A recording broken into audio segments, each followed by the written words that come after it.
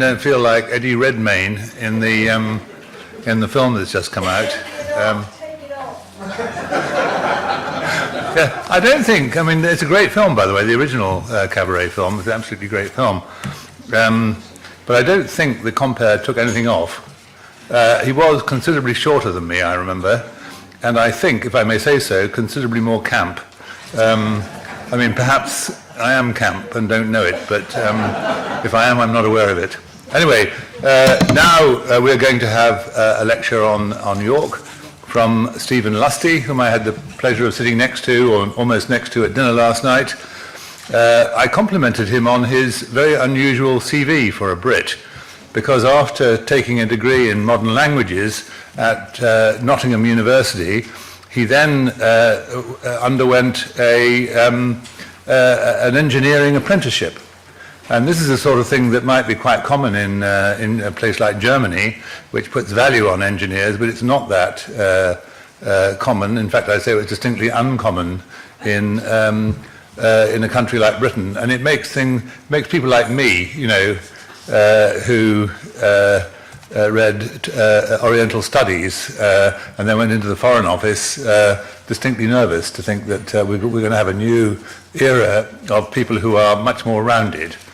Stephen then had a distinguished career in manufacturing, and he was a CEO of SMEs. Since then, he has been chairman of the York Philosophical Society. He has founded a company for walking tours around York, and he is, in short, a thoroughly rounded man. And I'd like you all please to welcome him while he gives us a lecture about York. I think it's going to go on for about 50 minutes. Yeah. And then we'll have half an hour for questions and answers. Thank you very much.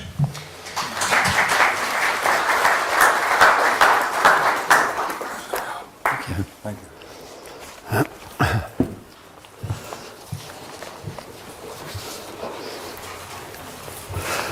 Well, good morning, everybody. After that very, very fine gala dinner last night, which I was very pleased to be invited to, I must say, and during the conversation with Kieran, it seemed to me that the most appropriate thing to do this morning would be to have perhaps a quiz which was a little bit more demanding than the one that you had the day before yesterday. Well, apparently you all performed so well that you need challenging. So, Kieran has said that I'm going to give you a lecture. I'm not sure I'm going to give you a lecture. I'm not sure I'm capable of giving you a lecture, but I'm certainly going to take you through York. Maybe as if you're, in fact, what we will do, we will start off here and go down to the Minster. So it's only a 20-minute walk, or a quarter of an hour walk if you're fast. But in that walk, you pass what I can only describe as a microcosm of English history. So perhaps that's a good way of doing a lecture. We'll do a walk together. I've called the talk, am I standing in front of the screen? I'll back off a little. A view of York. Because I thought that was vague enough to cover the fact that we're going to be looking at views, that everybody has their own view of York. In fact, we're very lucky in York. We seem to get awarded best everything as far as sort of living conditions are concerned. I think we won the Sunday Times best retirement place. We've won a best place for living recommendation, a best place for cycling, a best place for night clubbing in the country, which is probably a bit of that's the difficult one to cope with. And some of us might say that, in fact, York has become a little bit apathetic. We have so many wonderful treasures, we can sit back on our laurels and enjoy the 8 million visitors that come every year to delight in the prettiness of York. So I'm going to suggest we make a start on that walk, which will be of photos. The photos will be of slightly differing qualities. when I came to do this, to prepare this talk, I thought I would use the slides of York Civic Trust. On going through them, I found that quite a lot of them needed updating. So I was quickly going around with my camera, and you'll find that we have a mixture of older slides and newer ones, but they all tell the story, and that's the important thing. So if we were leaving all together this morning, we would start our walk by going out to the front of the station, and in front of us we would find a very big city wall up above us. And this picture is taken on the other side of the city wall, and it's one of those iconic images of York.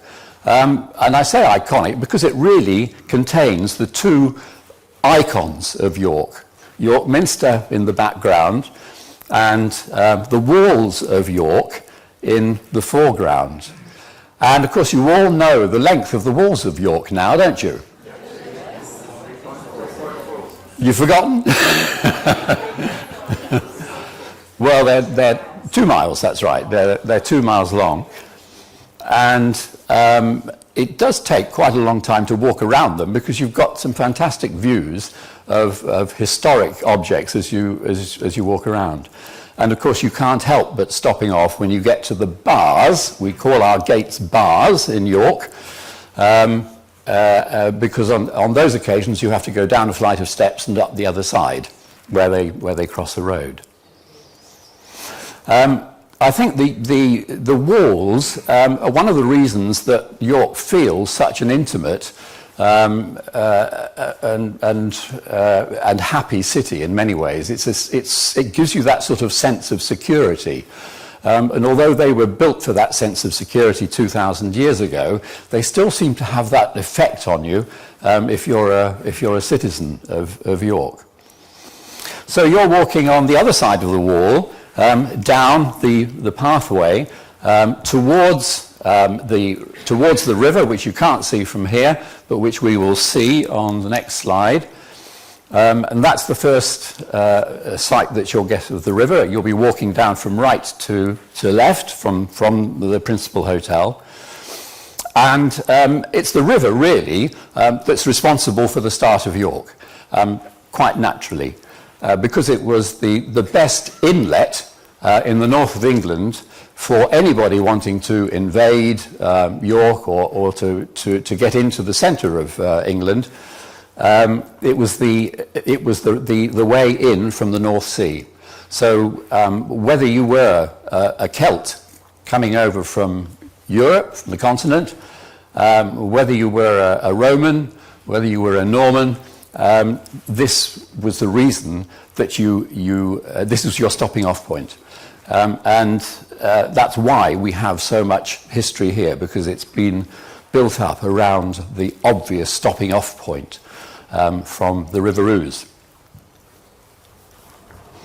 So, as you go over the bridge, these pictures were taken, in fact they were taken yesterday, so there wasn't a blue sky, unfortunately. But I only show these pictures because as you cross the bridge and you go about 100 yards further on, you come to what are known as Museum Gardens. And this is the sign that you're there. And you pass the Museum Garden gates and go into Museum Gardens. They have a very, very interesting history, and I'll go back on that history just a little bit later, because they were formed by the York Philosophical Society. And the York Philosophical Society celebrates its 200th year this year, 200th anniversary this year. And the York Philosophical Society, this is the office of still the office today of the York Philosophical Society. And 200 years ago, they bought the land here and converted it into a wonderful set of gardens, and they built a museum in it. And we'll talk a little bit about that a bit later. But just to give you the impression of the gardens, the museum is there on the right-hand side, and you'll see some abbey ruins there in the centre. Now, the reason for going into Museum Gardens first is because that's where history in York really started. And the first thing that you see when you go into those gardens is this very impressive tower on the right-hand side. You can't miss it. And it's the southwest corner of the Roman fortress, an outline of which you can see on the right-hand side. And that southwest tower goes back at least 1900 years. That was built by the Romans when they decided that they ought to make a fortification up in the north of England. They did it on. At that time we had a queen. We had Queen Cartimandua, who is arguably the first queen that the north of England had had. And Queen Cartimandua had the dubious reputation of having betrayed one of the British tribes, whose leader was Caractacus. She betrayed him to the Romans and suffered the consequences later on. But she was very much on the side of the Romans until she came out of favour by being unfaithful to a lover who was very pro-Roman. In the second century, well, in the first century, these walls, the fortress was built of earth, had an earthen rampart, and then in the second century, when it was decided that Hadrian would come and visit York as one of the outposts of his empire, they decided that they'd better make a good impression, and they converted the earthen rampart into the wall that you see today. Most of the wall that you see today has been built up in Victorian times. But you can see down here, well, perhaps you can't from that distance, but the stonework down here is very beautifully made, regular Roman stonework. They knew how to make stone fortifications. Compared with the top of the tower, which the Normans built later on, which frankly is a load of rubbish compared with what the Romans were able to do. The Romans came up here with 6,000 men, with the whole legion, and that was in the year 71 AD, and they stayed for about 350 years. So you begin to get an impression of the kind of influence they must have wielded on the formation of Britain in those days. 350 years, 6,000 men in this spot. And they've left, and this is probably one of the best remnants of Roman defences that you'll see anywhere, in the north anyway. So moving on, the Romans were here until about 400 AD, and then as the empire disintegrated and they left, as they left, they messaged the British tribes to say, well, we Romans are disappearing, and from tomorrow you Brits will have to look after yourselves, because up to that point the Romans had acted as our defenders, of course. We Celts didn't really know what to do. So we contacted our friends over on the continent, and we invited the Germans to come and help us defend ourselves against those wicked Vikings who kept attacking our coasts. The Angles and the Saxons, well, the Angles up in the north of England, the Angles were very good. They responded, and they came over in droves and eventually took over the whole area. And they were here for 300 years, and then we were invaded again by the Vikings, as you all know, in 867 up here in the north. And the Vikings stayed on and off until 1066. And we've discovered in York, some 40 years ago, after an archaeological dig, we found that York really had been a very, very important place for them. And what you probably can't see very well in the middle is an excavation which is going on in a site called Coppergate, just down the road, which was done over a 5-year period, much to the frustration of the developers, but which revealed a huge amount of wonderful objects. And indeed, it revealed the outlines of the Viking houses and the Viking streets, which to a degree you can still see today if you go and visit the famous Jorvik Viking Museum. So the purpose of having these here is that these are also all to be seen in museum gardens, in the Yorkshire Museum. The Yorkshire Museum, you'll see a little bit later, but that's a sort of a side-on view of it.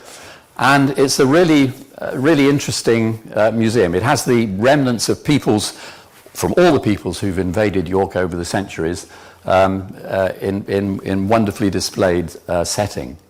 Now that picture is pretty important because it shows you how York got its name. And it's a weird and wonderful and sinuous route by which we now come to be called York. But it all started out back in Celtic times when museum gardens, as they were then, were a piece of land which was raised up on the riverbank and was covered in yew trees. And the word for a yew tree in the Celtic language at the time was something like the French word is today, if. And so this place became known as the place of the yew trees, which was known then as Iforaken. And that's the way it stayed until the Romans came, and they converted that name from Iforaken into Eboracum, by which we are still known. We have many choirs that are known as Ebor, and institutions which bear that Eboracum name.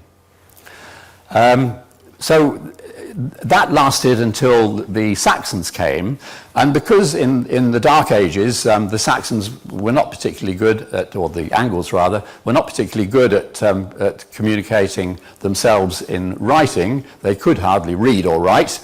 They took Eboracum and they made Jofavik out of it. So they took the Ebor and took it back to the Ef stem, which was still spoken by the British Celtic tribes, and they made out of the Ef Jofavik.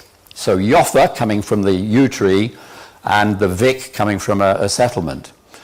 And so we were Jofavik for 300 or 400 years. And then when the Vikings came, they changed Jofavik into Jorvik, and Jorvik in the 11th, 12th century became abbreviated to York. So we have the name of York to thank to these yew trees and to the fact that the Saxons couldn't read or write particularly well. This is in the middle of museum gardens, and you'll see in the distance, in fact, interestingly, museum gardens is really a microcosm of British history. Not only that, of British geology too. And you'll find as you walk through museum gardens there are erratics, these stones that came down with the glaciers. One indeed came down from the Lake District and ended up in York, believe it or not, as well as erratics from the Norwegian coast as well. So we've got a lovely limestone pavement as well in museum gardens. So for a geologist, it's actually quite an interesting area. In the background, you'll just see the outline of an abbey, and we'll come to talk of the abbey in a few minutes' time. But that is an 11th century abbey. So you can see the extent of the history that gets covered in that very, very small museum gardens area. It's amazing that, and we have the Yorkshire Philosophical Society to thank for that, because they've maintained, up to the year 1960, they maintained those ruins, the abbey ruins, the Roman fortress ruins, for posterity. How the Yorkshire Philosophical Society was formed and why it did what it did is an interesting story in itself. Back in 1820, a cave was discovered up in Kirkdale on the moors, and inside that cave were discovered the bones of hyena, of woolly mammoth, and of hippopotamus. And that inspired a tremendous amount of interest from collectors, as they were known in those days. We didn't really have archaeologists, but we had collectors. And lo and behold, artifacts from this cave started spreading all over the place in York. And that was publicised in the day by this drawing here, which shows a scientist called Buckland going into the cave, which is quite an inaccessible cave and still is today, and appearing in the cave and seeing all the remains of these animals. So the collections of bones suddenly became really, really interesting. And people who collected them tended to be people with the time and the money to do it. And in those days, they tended to be either from the clergy or from the medical profession. A number of clergy and medics in those days got together and formed a society where they showed each other the bones that they collected, and they talked about them. And very soon the collections became so great that they needed somewhere to put them. Ladies were getting fed up with their dining rooms being filled with the bones of their husbands' collections. And so they decided they'd build a museum to showcase these bones in. And that's where the Yorkshire Museum then came from, the Yorkshire Museum that you'll find in Museum Gardens. From that date, they developed the gardens, they bought the land, developed the gardens, built the museum, and they're very much as they today, they're very much as they were back in the 1820s. In fact, it was the 1830s by the time all that had been, the building had been finished. So if you were to turn right where the Yorkshire Museum sign is there, you'd go down a little passageway and you would end up in Exhibition Square. So you'd just have deviated a little bit from the straight line that goes to the Minster. You'd have gone like that and like that. And in Exhibition Square, you'd have come across this wonderful bar, which is a mixture. It was originally made in Roman times and then added to right the way through to Victorian times. And in fact, the whole of the city walls were built up in Victorian times after they were saved from destruction by Sir Walter Scott, who petitioned Parliament to save those walls, and also by the good offices of one William Etty, who is our most famous artist, or was our most famous Victorian artist at the time. And the two of them managed to persuade the City Council not to tear down what was then becoming quite a ruined area of wall, because the walls weren't serving any defensive purpose. They'd just fallen into disuse and were becoming an eyesore. But back in 1840, the interest in the city walls really grew with the arrival of the railways, because railways meant the start of tourism. And the City Council took the decision to renovate the walls, and they did a pretty good job. If any of you've walked around the walls, they're a delightful walk. And we've been in York for 27 years now. We still enjoy a walk around those walls. When you get to Exhibition Square, you're confronted with a circle of historic buildings. You have behind you, and you can't see them here, but you have the Abbey walls. The Abbey had walls built all the way around it, and that forms part of Exhibition Square. You have King's Manor, which we'll come on to in just a minute, which was the Abbot's old house. Unfortunately, at the moment, traffic pours through that Exhibition Square, and that's one of the problems that we have in York. Now, I'll talk about that in a little bit. So we've been talking about the first real use of York as a power base. The Romans really made York into the power base of the north. The fact that we were called in those days Britannia Inferior, and as opposed to Britannia Superior, which the southern part of the country was known as, might have resonance today when we think about levelling up. But we were capital of Britannia Inferior. So the next big power base came in the 11th and 12th century, when when the Minster was built. I'm not going to go into too much detail about the Minster because I think some of you are going on a tour of it this afternoon. But just to say that this was the fourth version of the cathedral. It was built in, or it was started in 1080, and that was the Norman version of it. It had been originally built in 627 out of wood for the coronation of King Edwin, or at least the marriage of King Edwin and his conversion to Christianity, King Edwin of Northumbria. That burnt down and was replaced by a Saxon one. When the Normans came, they wanted to outface the Saxon one, so they built this huge Norman cathedral in front of it. And what you see today is the second building of the Minster. And I think when you look at the picture on the right, the inside of the Minster, you get an impression. I mean, it's a magnificent and mighty building. You'll really enjoy it this afternoon when you go in. It has an awesome effect on people as they go into the building. But really, when you think of it, it was a competition between archbishops to build the biggest cathedral that they could. The archbishops were no less materialistic in their wishes to show off their power than we get with our magnets today. So, and of course, it wasn't just the Minster. The church, at that time, well, certainly by the 13th century, there were over 40 parish churches inside the city walls. If you can imagine that, there were only 10,000, 12,000 people in York at that time. There were 44 churches, and everybody went to church, of course. Of those 44 churches, we've got 24 left today, which is why York is such a wonderful place for visiting churches. Although of those 24, I think there are 7 or 8 now which are used for worship, and the rest have been converted into all sorts of things, from museums to art galleries to nightclubs even. There's one church that has a nightclub within its walls, which doesn't touch the walls, so the walls are preserved as they were, and the nightclub is a sort of a building within the church.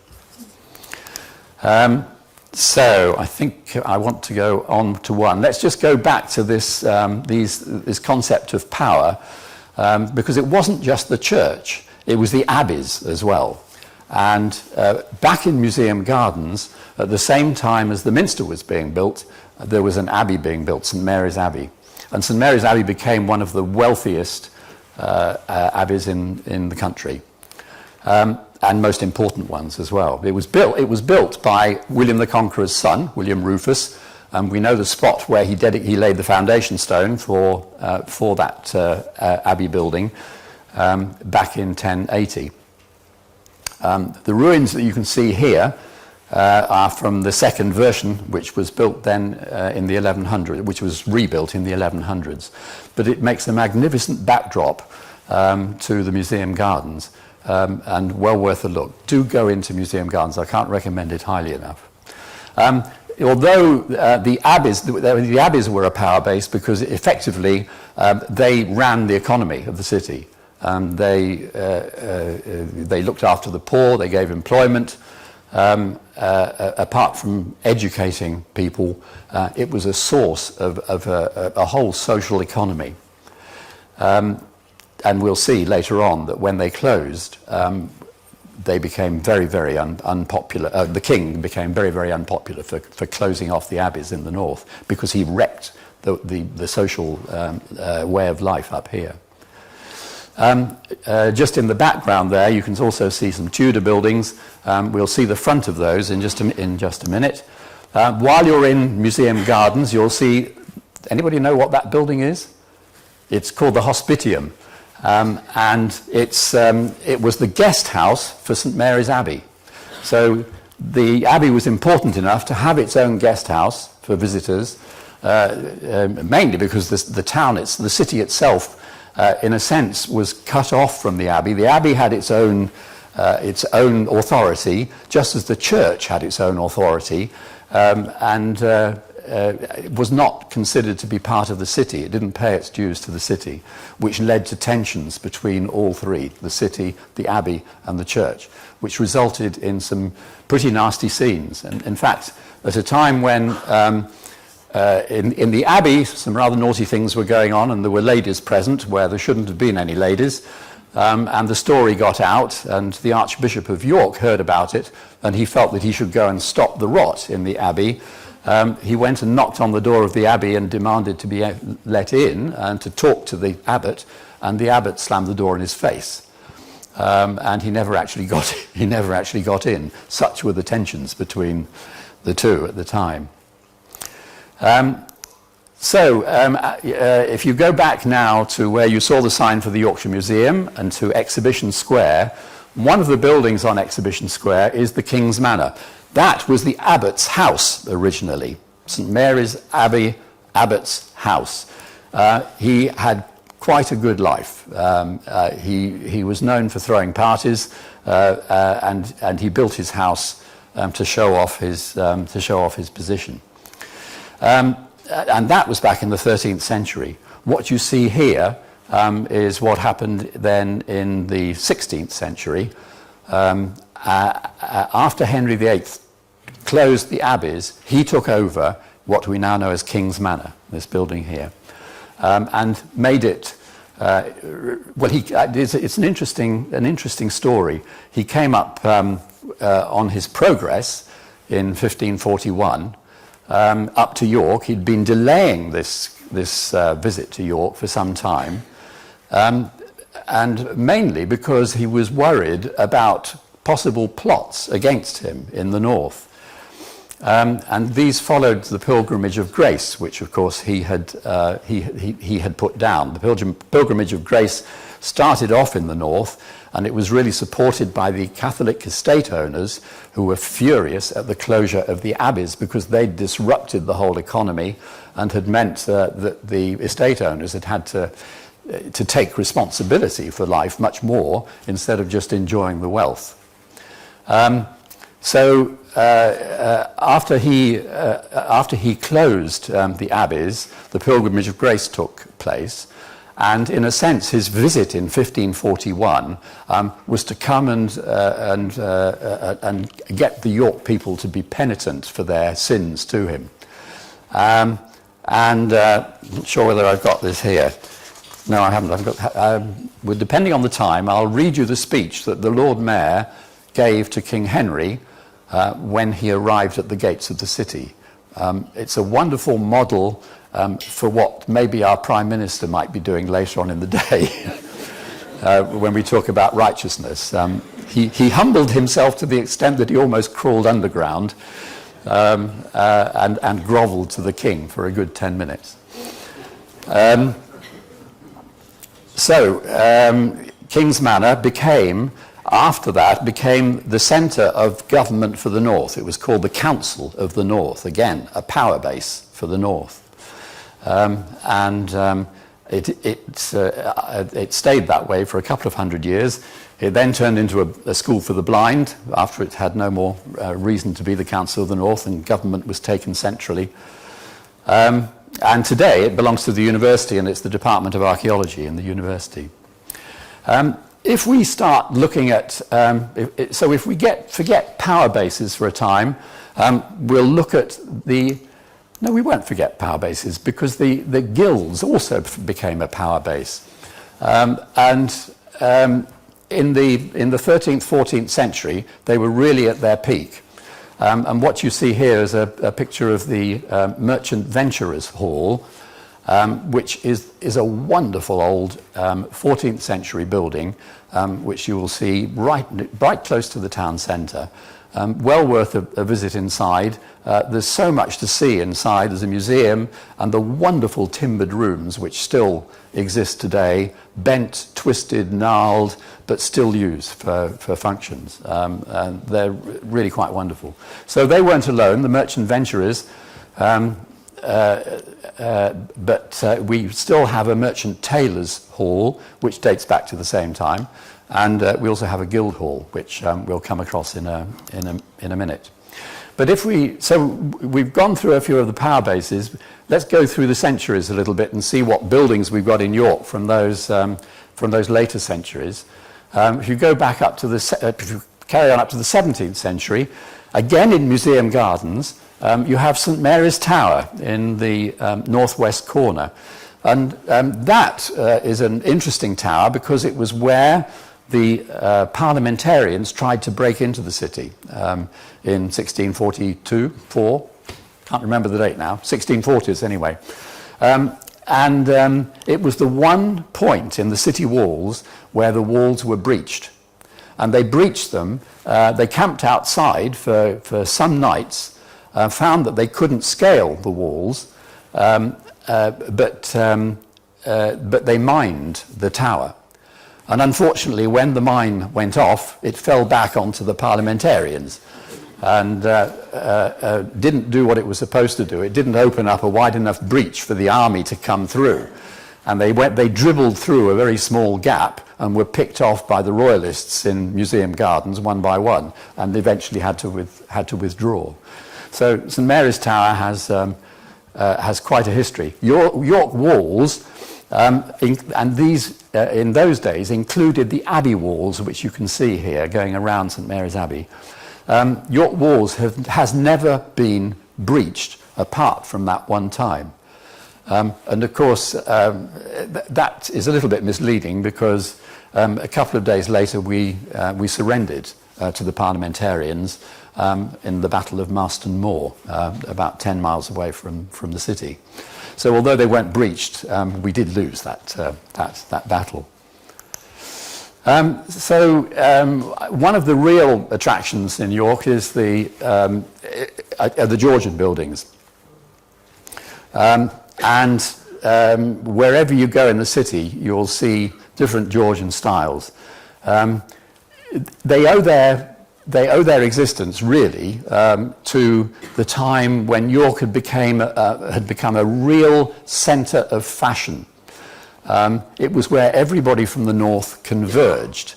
They converged here if they wanted to go to the races, because the race course that we still have existed back in those days.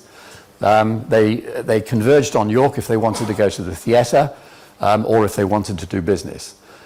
So the centre of the city became a must-see, must-visit place for all the gentry.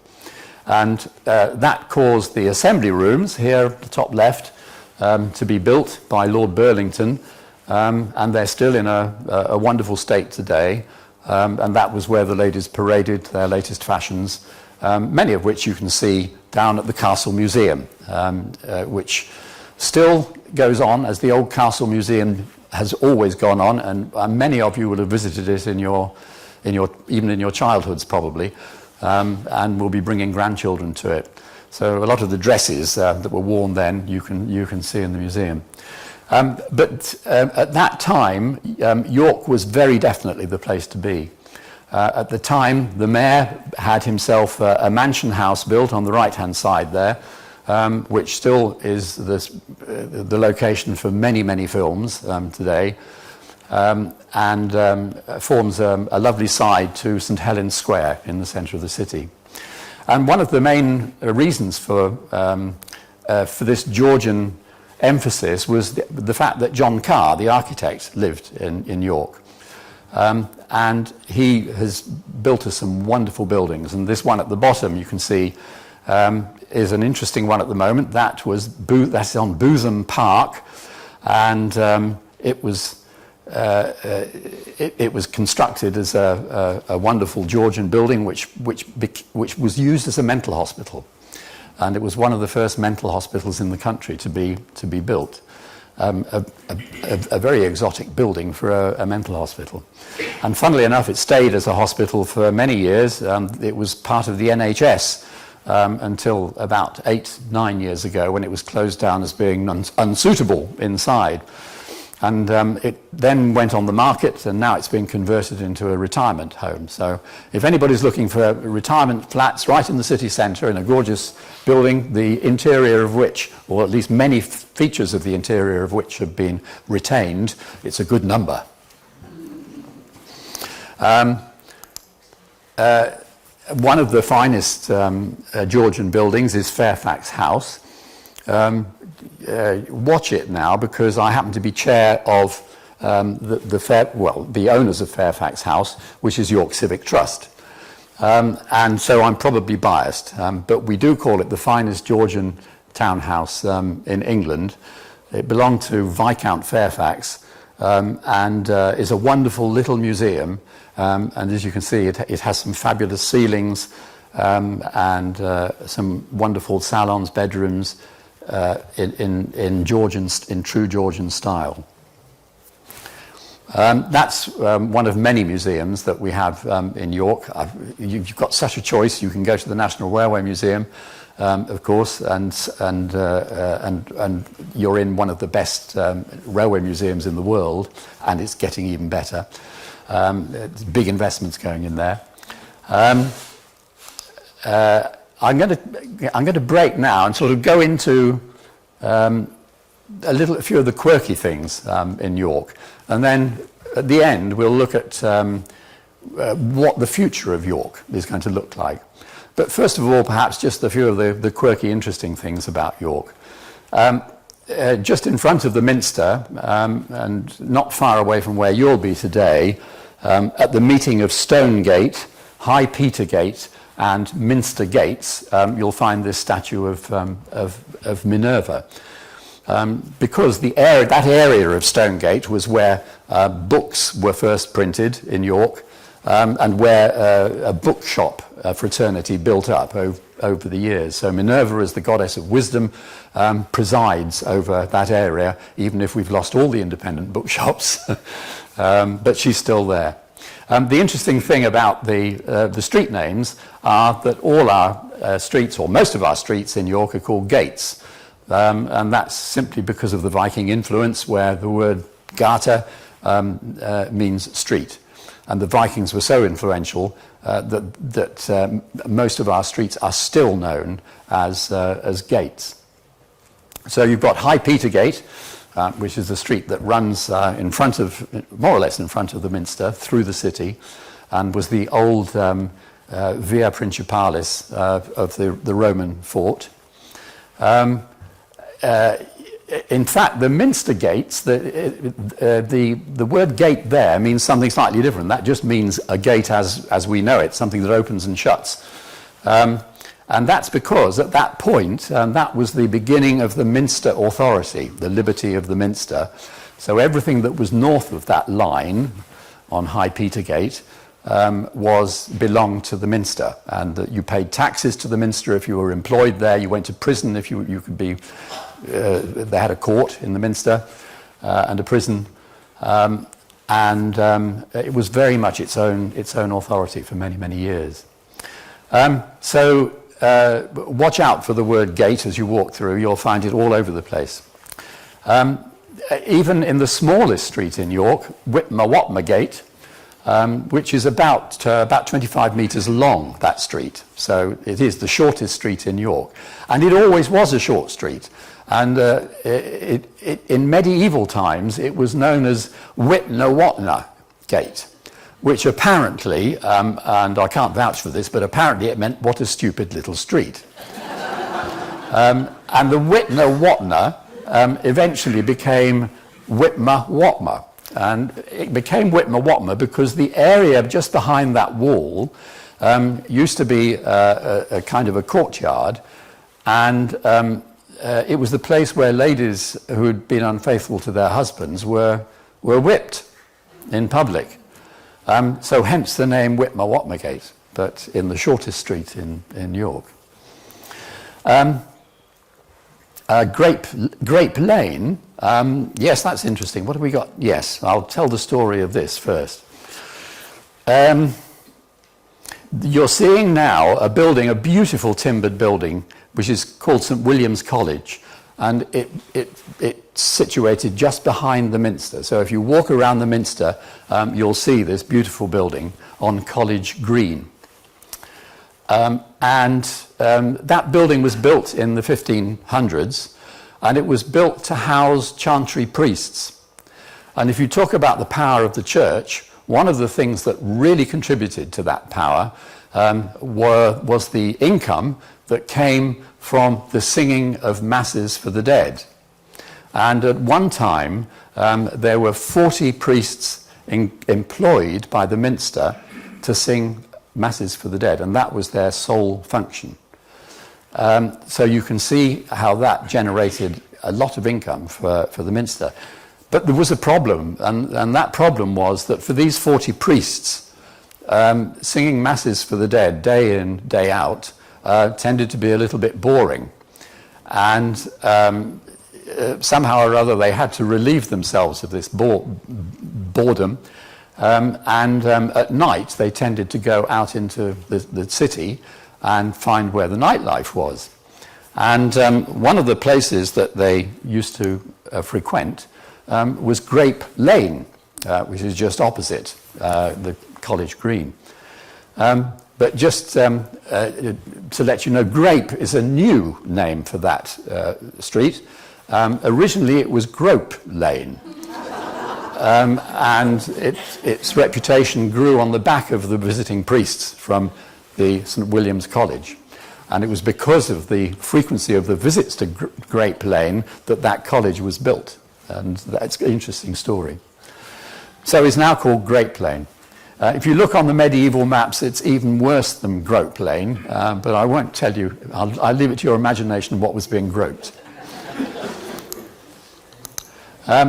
Another quirk of York are the snickleways. We're the only city in the world that has snickleways, and the reason is that we had quite an innovative historian who decided that the little passageways going through the buildings in York were so numerous and so attractive that they deserved their own name. So he took the snick from snicket, the ul from ginnel, and the ways from alleyways, and brought them together in the term snickleways.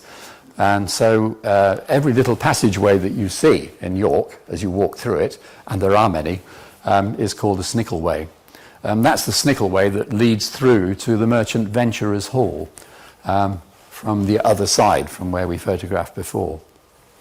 And a lovely little cafe called the Hairy Fig by it.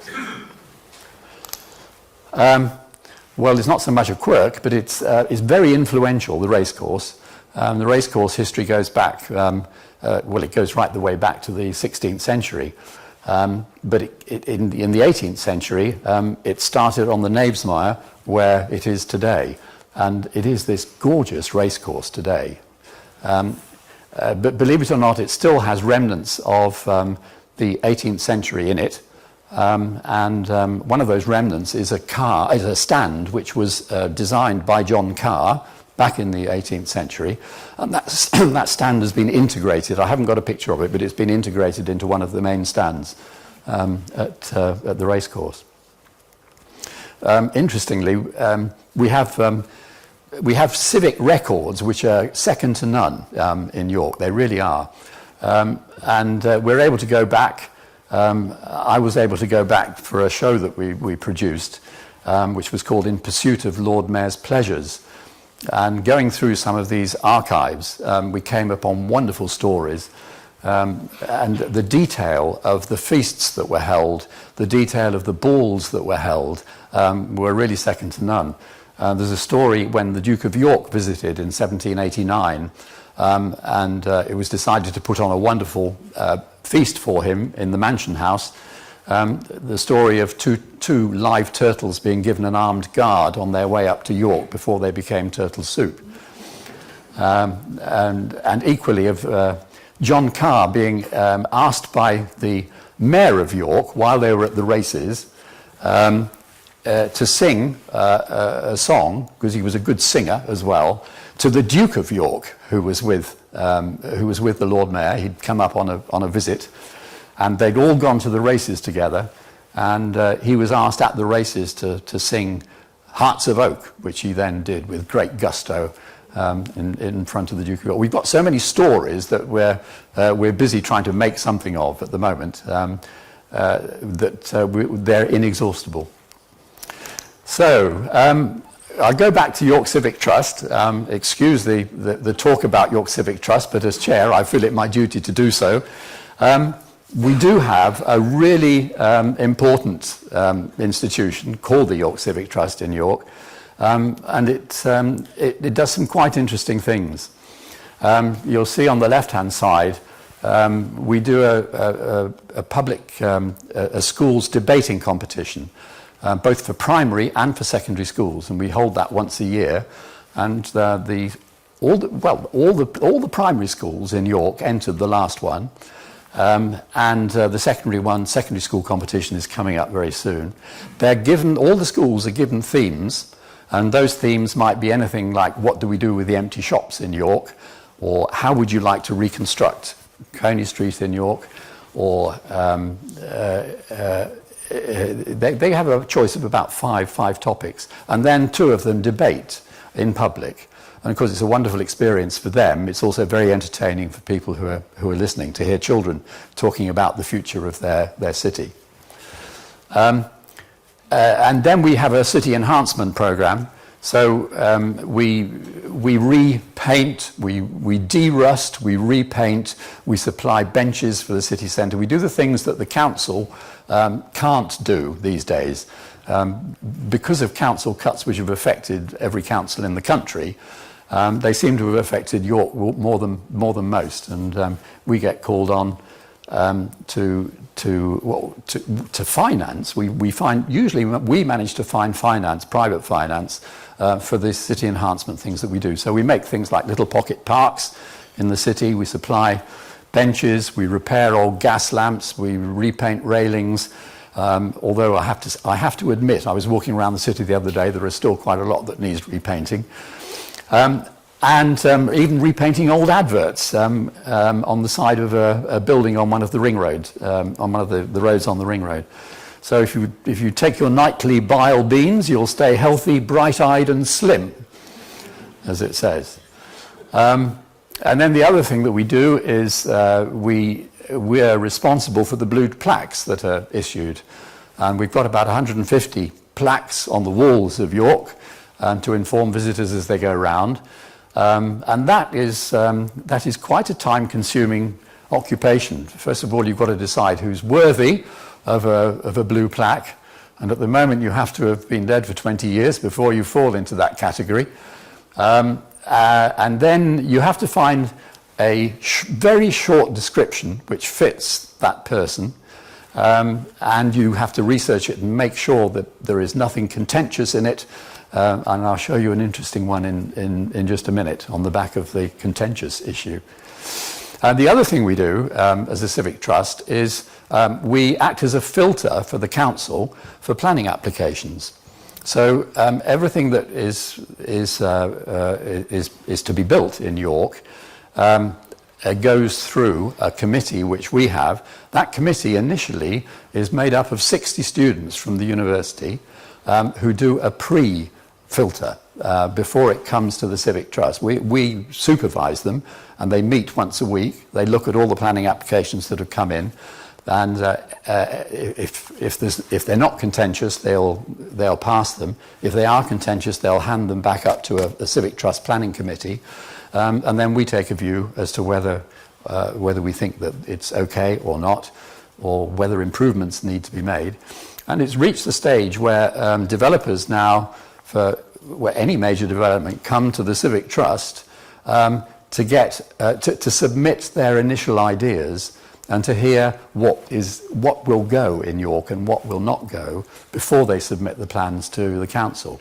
So we feel it's quite a responsible job. Yes, always contentious issues.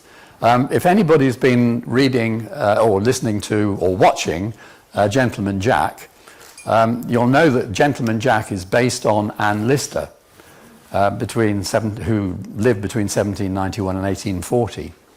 Anne Lister was granted a plaque a couple of years ago. She was the first rainbow plaque that we've issued. So it was a very intentional step on the back of pressure from the lesbian and gay community in York, to recognise people who had either contributed in some way to the city or were notorious in the city. And in the end, we agreed to do this plaque to Anne Lister. It's really an interesting story, and it shows you how these issues really can be contentious. It says on the original plaque, Anne Lister of Shibden, lesbian and diarist, took I think it's sacrament here. I can't remember the exact words. To seal her union with Anne Walker. Yes. Now that's what stands there today. But that's the second plaque. The first described Anne Lister as a gender non-conforming diarist. And that enraged the lesbian community, and there was a big fight for about 18 months between various interests within the gay world, and eventually they came up with this, which was actually approved then by everybody. The interesting thing is the plaque hangs on a churchyard wall of Holy Trinity in Goodram Gate. On the inside of the churchyard wall, the church was very enthusiastic about getting this place up.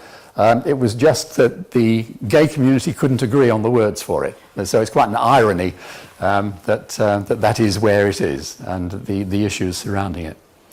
Other contentious issues, the iconic almost signposts in York are now being replaced by pillars, as you have them in London. Much to a lot of people's dismay, but there you go. That was a sort of a majority decision on the council. The other issues we get involved in, we're involved with traffic planning.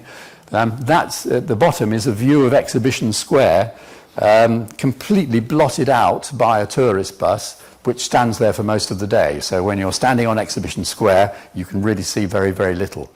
And we've put in plans as a civic trust. We're recommending, and have been for the last 2 years, and we'll win that battle, to make sure that traffic isn't visible on that iconic square. What does the future for York look like? Well, one of the things that drives our future is tourism. We have 8 million tourists a year, and that number keeps growing. That secures 28,000 jobs in York. So it really is something that we have to take seriously for the future. This was taken only a couple of days ago, but you can see even there, streets are crowded. Well, I can tell you in the summer months, no York citizen will venture onto the streets of York on a Saturday or Sunday. They are so packed. They're really, really packed.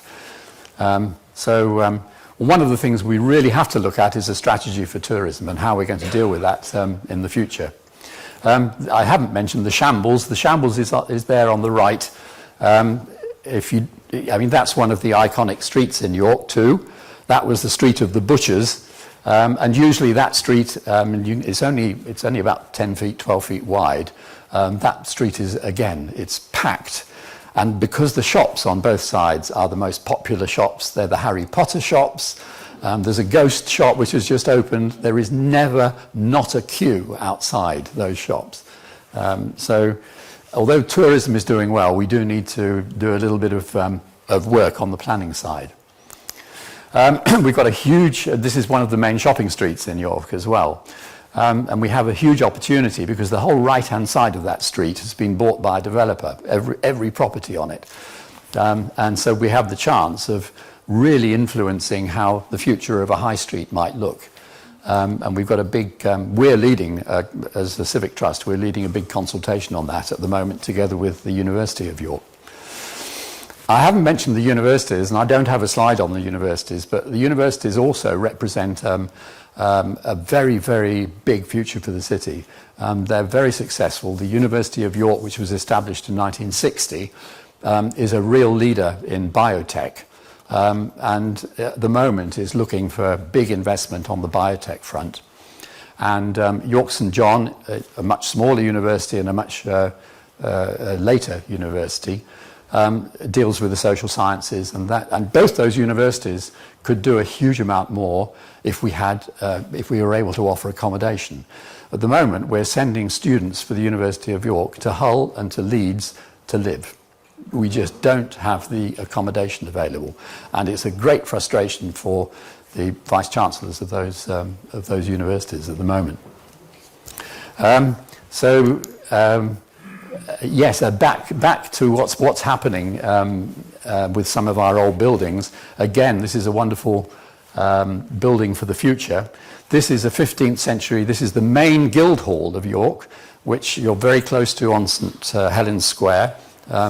On your way up to the Minster, it's just off to the right. It was built by the Guild of St Christopher and St George back in the 15th century. It's in a wonderful state. Although it was bombed in the war, it was renovated afterwards, and it's just gone through a massive regeneration together with the university. And there's a whole complex of buildings on the riverfront, of which the Guildhall is one. And that is being converted into, believe it or not, into a business centre. It'll still retain the Guildhall, and the business centre is being run by the university as an incubation hub for the rest of the city. That's well worth a look in if the doors are open. You don't have to pay to go in. And then the other really big opportunity that we'll have in York is the development of the area behind the station, which is York Central. And that is a massive area. It's where the old railway lines, railway sheds, when York was one of the major players in the railway industry. We still are a major player, but we don't manufacture anything anymore.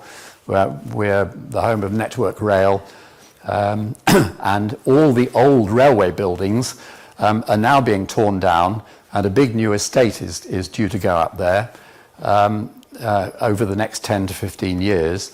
The infrastructure is already being put in, so what buildings there were are now demolished. The roads are being put in, and that represents a huge investment from both, mainly from government and from the council, and it will have 2,500 houses and huge business area.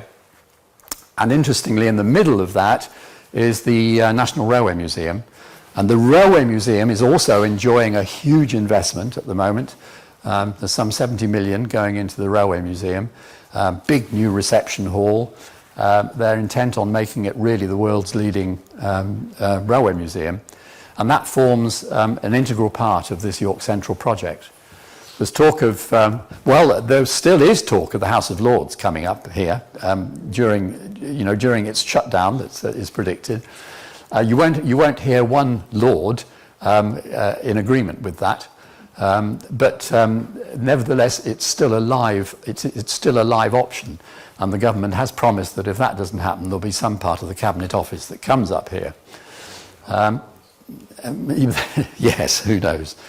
So we've got that to look forward to as well, and then and as one of the bids that we're making for that is for the new Great British Rail headquarters, the new organisation which will take over from Network Rail. That we are bidding for at the moment. So you can see us all with our thumbs up in the air in the York railway station in a publicity bid to help the vote. Do vote for York. It's a public vote in May, at the end of May. It must be in the next few days, as to where that hub goes to. But it's interesting. We still have this beautiful old Victorian railway station. This is taken back in the in the 19th century, and you can still see in the distance that same curve today. So that hasn't been spoilt. We've still got all the original pillars, all the original foundry work, the cast iron brackets. It's quite a beautiful station. And then what you'll see is a Queen Elizabeth statue going on the front of the Minster. So for for the Queen's Jubilee, we've commissioned a statue of the Queen to go on the front of the Minster, and that picture was actually taken yesterday. There's a workman up on the balcony. He's preparing the niche for the Queen's statue, which is the installation of which is imminent. So that's something to look forward to. Quite contentious. She's the only non-biblical figure to be made a statue of around the outside of the Minster. So quite a contentious issue. And the whole, just as a byword to that, the whole of the Minster area is undergoing a big renovation plan. So there are big plans for the squares around the Minster and the land around the Minster. So I think you can see probably that the future of York is secured in many ways, because there are so many exciting projects to have. It doesn't mean that we're not sometimes a bit apathetic in York. And one of our jobs as a civic trust is to make sure that the council gets prompted and nudged, and that we do our bit of lobbying as we should, so that we can all enjoy for years to come a vibrant York, and that York can retain this wonderful skyline and character that it has today. We haven't even touched on the Norman Castle down at the Castle Gateway, another big development area at the south end of the city. That's the castle that William the Conqueror built when he came over in 1066. So I think with that, I will wish you a nice further stay in York if you're staying. I hope you're staying. Do go into Museum Gardens. It's really worth the visit. It's worth those few minutes in there just to absorb the history around you. And I hope you enjoy the visit to the Minster. If you're not booked into it and you still can, do go. It's a wonderful building. Stephen, would you mind taking a question or two? Surely, yes. Yeah.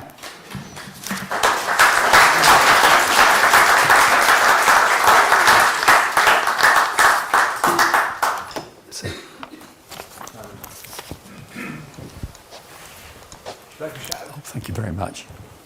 I've got the microphone. This lady there.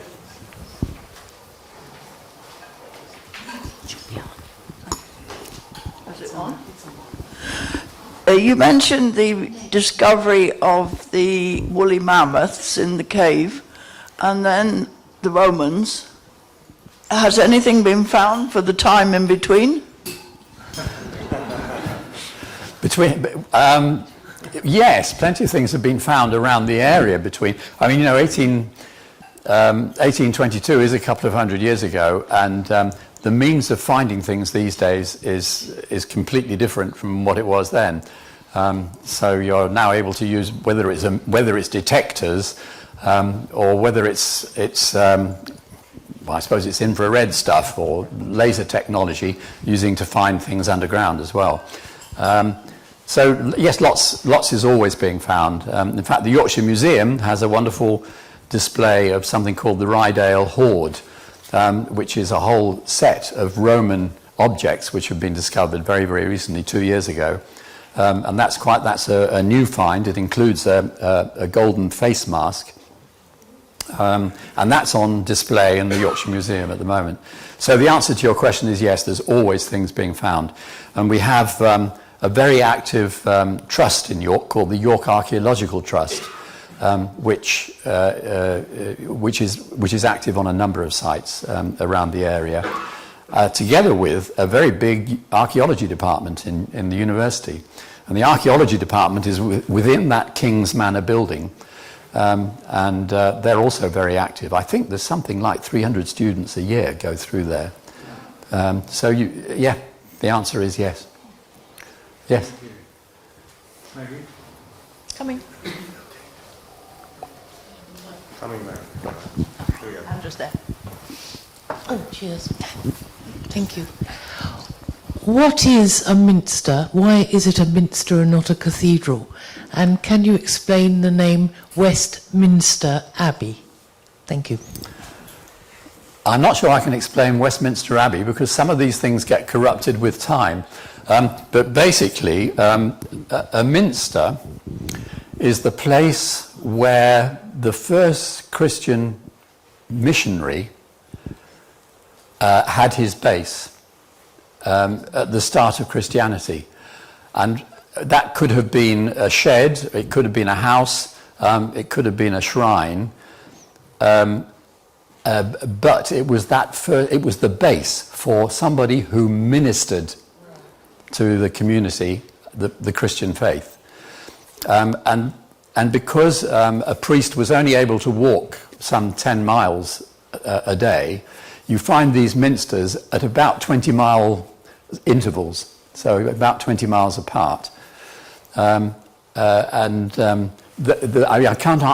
up here you do find minsters at 20-mile intervals, roughly.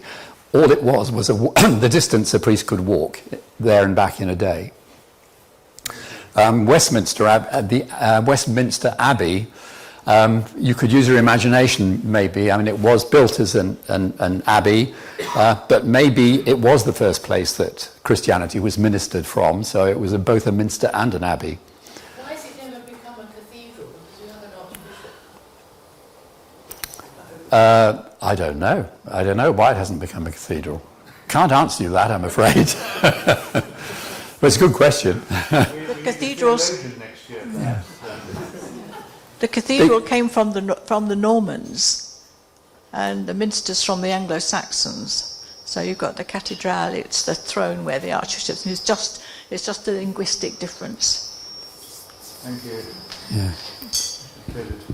Hey, thank you for a visual history of a beautiful city, and congratulations to the Civic Trust for the preservation you're doing. I walked around yesterday and I saw a brass plaque to the York Medical Society. Does that still exist? Yes, the York Medical Society still exists. David is a doctor, by the way. Ah, right, yeah. No, it's quite an active society. Where you saw the plaque, that used to be the house of Tempest Anderson, who was a famous oculist, I think you call them, or optician, back in the the end of the 19th century. Tempest Anderson was a volcanologist. He was a great supporter of the Yorkshire Museum, and there is a hall built on the side of the Yorkshire Museum which is called the Tempest Anderson Hall. And it was in Tempest Anderson's house that the Medical Society rooms were then formed. And they're worth a visit if you can get in, because it has the most beautiful internal garden at the back of those medical rooms as well. They're a lovely set of rooms which can be hired out to the public as well. Thank you. Madam.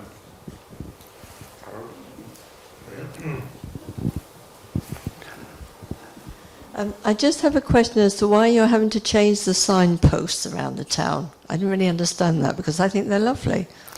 Well, I share your opinion. I share your opinion, absolutely. Unfortunately, it was the council in their wisdom, and they asked our advice, but in this instance, we lost that battle.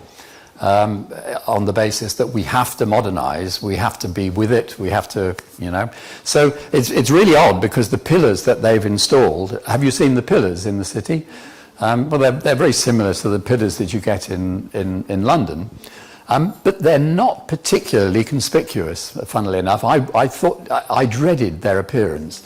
But they're not particularly conspicuous, so perhaps they do fulfill a role, but like you, I do regret the passing of those characterful signposts. If you want one, we can probably find you one, or the council probably can. Frederick?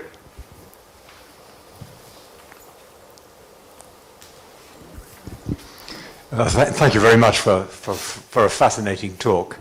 You mentioned the decline of manufacturing, and you mentioned, on the other hand, the growth of biotechnology, or the work that the universities are doing on this.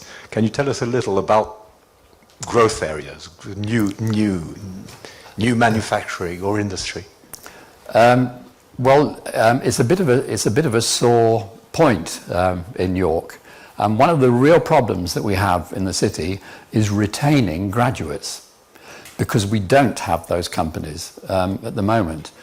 And that's one of the reasons why the university has formed a collaboration with the council in the Guildhall to make an incubation hub for companies. Well, there were two reasons for it. One was to support the university incubation, research incubation. The other was to get a presence in the city and to bring the university into the city.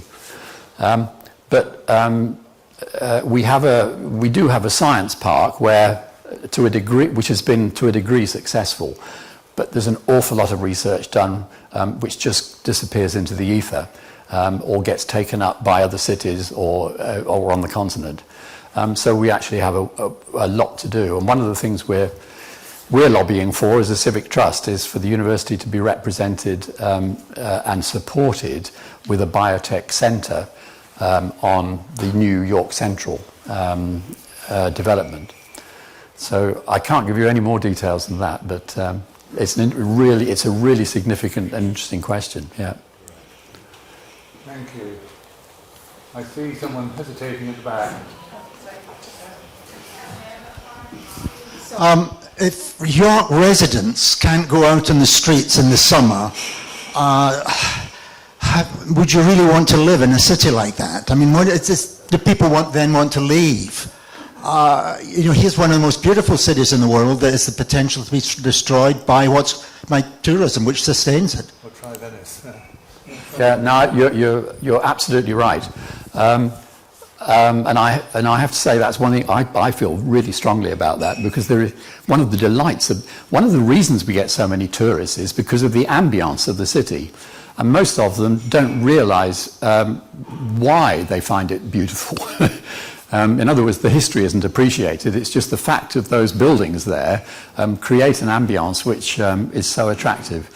The council set a target of 2 to 3% growth per year on tourism.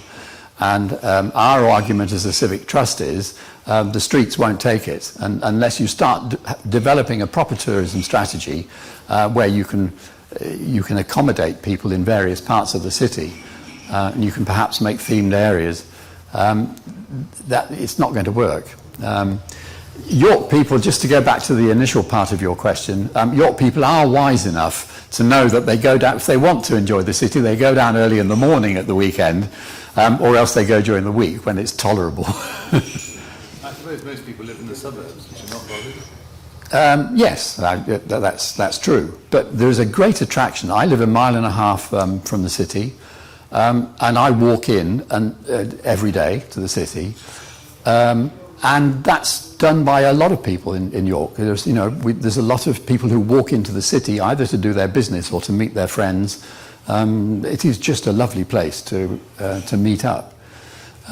So, yeah, it is a problem that's looming. Yeah.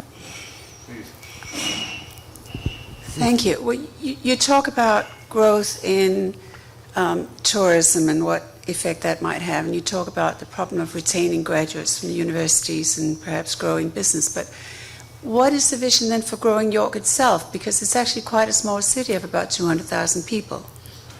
Yes, yeah, it is, and we have some wonderful green spaces in the city. Going radially out from the city centre, we still have a lot of strays, like the Harrogate strays. But of course they're green belt, they're sacrosanct as green belt at the moment. But you put your finger on a real problem. As I mentioned before, students are being housed out in Hull and in Leeds. We're actually losing, we've lost one company because they can't find houses for their employees. It's a real problem, and it's one which we need a greater dynamic in the city to deal with than we actually have. Thank you. If there's nobody else, Stephen, can I thank you very, very much for a wonderfully interesting, not lecture, but talk. I think we all enjoyed that very much. And it's a pity that we didn't start off our annual meeting with this, so that we would all be better informed as we wandered around. So, can I ask you all to join me?